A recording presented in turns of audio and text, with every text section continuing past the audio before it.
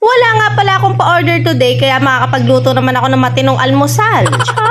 Alam niyo naman kasi mga mare na pag may pa-order nga ako, hindi ko na talaga masyadong maasikaso din ang pagluluto ng almusal. Kaya ang ending, nakakabili na lang kami sa labasan. Iluluto ko na nga rin pala yung binigay sa akin ni Mami Ambok na biniklad na galunggong at dilis. Kaya naman naghanda na nga ako ng kamatis, sibuyas at bawang. Naggayat na nga rin pala ako ng dahon ng sibuyas at ilalagay ko nga yan sa fried rice para mas masarap. At tapos ko nga magayat ang lahat ng mga kailangan ko, nagsalang na ako ng kawali at ang una ko nga munang iluluto itong biniklad na galunggong. Medyo nang lalaban pa nga itong biniklad na galunggong mga mare, pero napakasarap talaga niyan pag naluto na yan dahil binabad pa nga muna yan sa suka, paminta at asin. Dilis at kamatis nga pala yung kasunod ko namang iluluto mga mare at pirinito ko nga muna itong mga dilis. Medyo tinatamad pa nga ako nitong araw na to kaso pinipigilan ko talaga yung katamaran ko muna ngayon, pero pag ganito namang walang pasok talaga ang mga bata, sinasagad ko naman na magbawi talaga ng tulog. Dahil alam niyo naman na pag may mga pasok nga yung estudyante natin, ako, obligado talaga tayong gumising ng maaga. Anyways, balik nga pala muna tayo dito sa niluluto ko at nakapag-isa na nga pala ako ng bawang, sibuyas at kamatis at nagdagdag nga lang pala ako dyan ng siling haba dahil ang gusto ko nga ay sweet and spicy. Naglagay na nga rin pala ako ng kaunti lang asin at binalik ko na nga itong mga dilis at naglagay na rin ako ng konting asukal. Hindi nga rin pala ako masyadong naglalagay ng mantika dito mga mare dahil ayoko nga na halos lumulutang na sa mantika yung kamatis at dilis ko. At kapag ganito nga ang almusal natin, ako, napakasarap naman partnera ng mainit na kape, kaya naman nagtimpla na nga si Papa Char. And after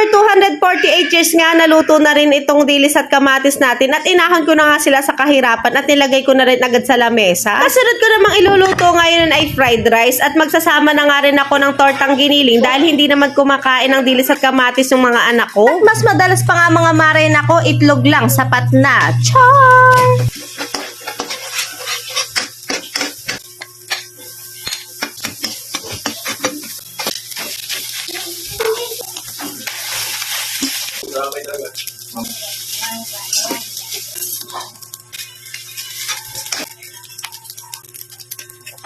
Pagkatapos ko nga mailuto itong fried rice, hay nako, ang dami-dami pa sinasabi ni Papa Char. Sana lagi pag tayo kakain, may content para sarap ang ulam.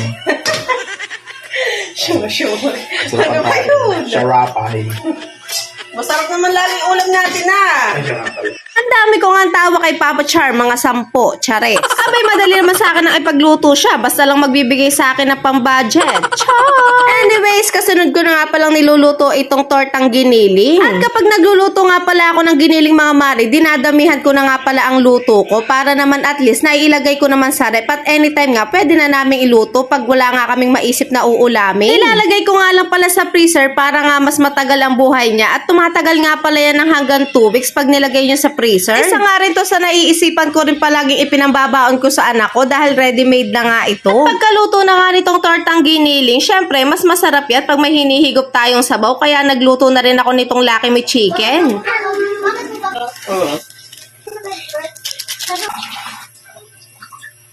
After ko nga maluto itong Lucky Me Chicken natin, ako, pwedeng-pwede na kami kumain. Hinanda ko na nga rin pala itong pangmalakasan nating suka na sasausawan nga natin ng biniklad na galunggong. At wala na nga agad pa tumpik-tumpik pa, talagang nilantakan na nga namin agad ni Papa Char dahil sa sobrang gutom na nga namin at anong oras na rin naman. Nakain na nga rin pala yung aking 2 junakis dun sa terrace namin para nga hindi nga masyadong makalat naman dito sa loob. At kapag ganito naman kasarap ang almusal mo, nako, sino ba naman ang hindi mapapa-extra rice? Sinadamihan ko na nga pala ang kain ko mga mare dahil alam niyo naman pagkatapos ko nga ditong kumain at pagkaalis naman ni Papa Char na ako, maglilinis naman at maglalaba naman ako. Alam niyo naman kasi ang buhay nanay, kahit pa sabihin mong day off natin, ako, iba talaga pag mayaman sa labahin. At kapag ganito nga na wala nga akong luto mga mare, sinasagad ko rin naman ang pag-general cleaning para anytime nga na may mag-order na kinabukasan, talagang ready naman ang inyong tindera at kusinera. At pag natapos ko naman ang lahat ng gawain ko na sa buong maghapon, ako, ipapahinga ko naman to ng bonggang-bongga and yun lang. See you on next vlog.